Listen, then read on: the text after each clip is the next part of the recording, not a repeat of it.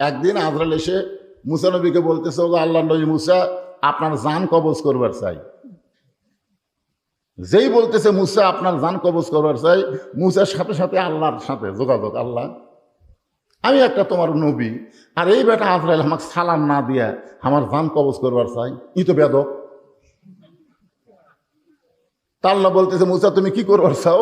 মুসা বলতেছে, একটা চড় মারবার চাই।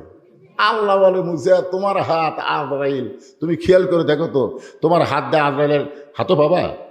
তখন মুসা বলতেছে, আল্লাহ তুমি কি মনে করছো আমি একলা মারবো? তা আল্লাহ বলে, তোমার সঙ্গে আবার কে থাকবে?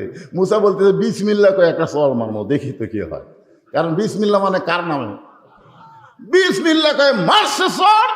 আল্লাহ মুসার হাতের সাথে আল্লাহর কুদরতি পাওয়ার লাগায়া আজরাইলের ডান চোখের মুনি উল্টে গেছে। আপনার জান যখন কবজ করে আসবে তখন দেখবেন এক চোখ উল্টে না। সুবহানাল্লাহ বলেন। এখন বলেন, মুসা নবীর হাতত পাওয়ার কম না বেশি?